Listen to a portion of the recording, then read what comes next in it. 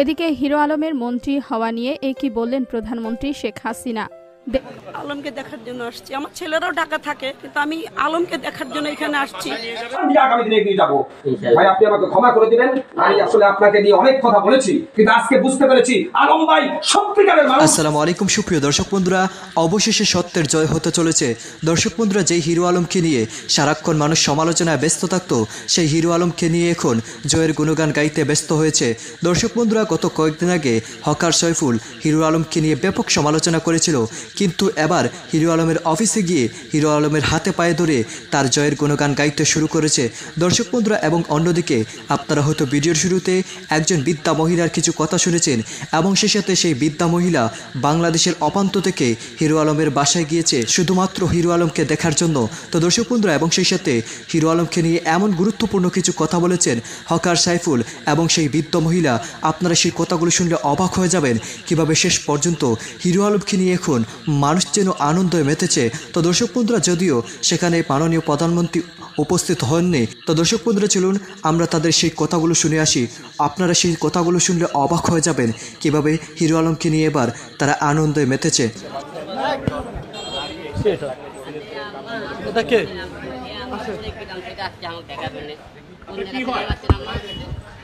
আমার মার সন্তানের মতো তোমার আমার ধারণ করছি। আপনার বাবা কোন জায়গা থেকে জানেন? আমি পঞ্চগড় থেকে আসছি। উনি আমাকে যখন হসপিটালে আমার দেখছে আঘাত দেখে, উনি অনেক দূর থেকে আজকে আমার সাথে দেখা করার জন্য এসেছে। সে আর সন্তানের মতো সে আমাকে, মানে আজকে জীবনে প্রথম তার সাথে আমার দেখা। জি, শুধুমাত্র আলমকে দেখার জন্য? আলমকে দেখার জন্য আসছি। আমার ছেলেরাও ঢাকা থাকে, কিন্তু আমি আলমকে দেখার জন্য এখানে আসছি। এত দূরে যদি আমার শুধু একটাই কথা, আলম কোনো চোর না, চুরি করে নাই, ডাকাতি করে নাই, কারো পকেট মারে নাই, কোনো নারী ধর্ষণ করে নাই। কেন ওই ছেলেটার গায়ে এইভাবে হাত তুললো? ও বাঁচার জন্য কত আকুতি মিনতি করছে। একটু আমাকে আপনারা বাঁচান বাঁচান বাঁচান। রিক্সায় উঠছে, সেখান থেকে পর্যন্ত ওকে টেনে নামাই হেসড়াই মারছে। কে বা কারা মারছে এটা আপনাদের কাছে স্পষ্ট, এটা আপনাদের কাছে স্পষ্ট।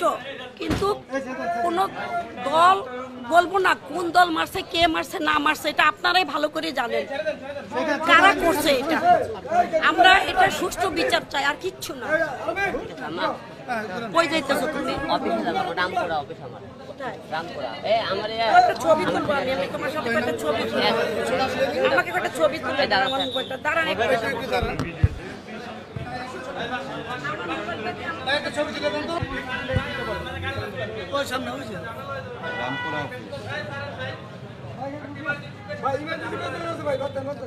হয়ে গেছে। একটা ছবি দিয়ে দেখ মা, তো দিয়ে দেখ মা।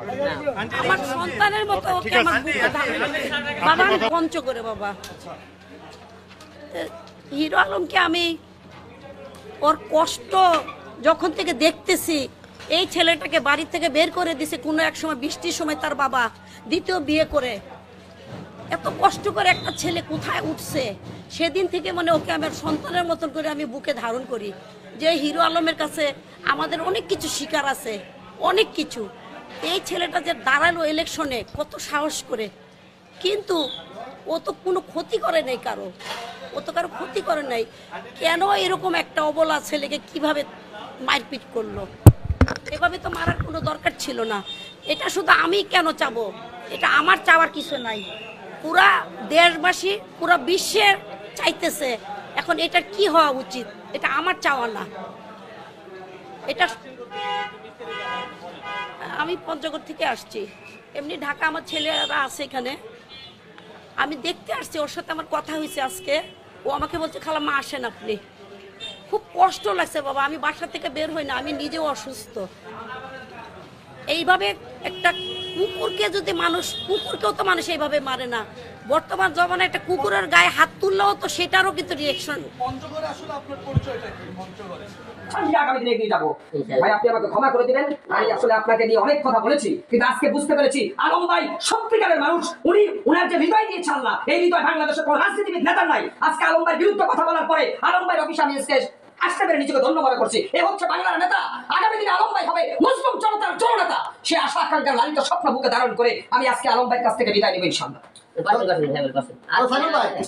ভাই, আপনার ভিতরে ভয় আসলো নাকি যে আলম ভাইয়ের অফিসে যাবেন, আলম ভাইয়ের বিপক্ষে কথাবার্তা বলছেন, আলম ভাই যদি আবার মাইন্ড মুড শুরু করে? আমি একটা কথা বলি, হযরত ওমর ফারুক রাদিয়াল্লাহু তাআলা আনহু বিশ্বনবীকে হত্যা করতে এসেছিল তলোয়ার নিয়ে। বিশ্বনবী বলল ওমরকে আসতে দাও।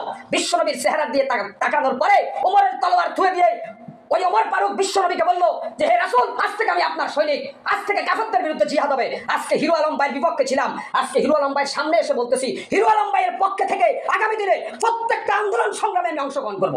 এটা আমার চ্যালেঞ্জ এই জাতির কাছে। তো হিরো আলম ভাই, আপনার আসলে কেমন অনুভূতি হচ্ছে আসলে যে এমন একটা লোক যে আপনার বিপক্ষে ছিল, এখন এই যে আপনার মায়ের খাওয়ার পরে হলো আপনার পুরো পক্ষে এসে পড়েছে এবং আপনার সম্পর্কে ভালো ভালো বক্তব্য দিচ্ছে, তো সেই বিষয়টা নিয়ে যদি আপনি একটু বলতেন। দেখুন, প্রতিটা মানুষেরই দূর থেকে মনে করে একজনের ধারণা হতে পারে, ভুল ধারণা হতেই পারে, যে যখন একটা লোক প্রকৃত বুঝতে পারে না এই লোকটাই সঠিক আছে, আমরাই ভুল ছিলাম।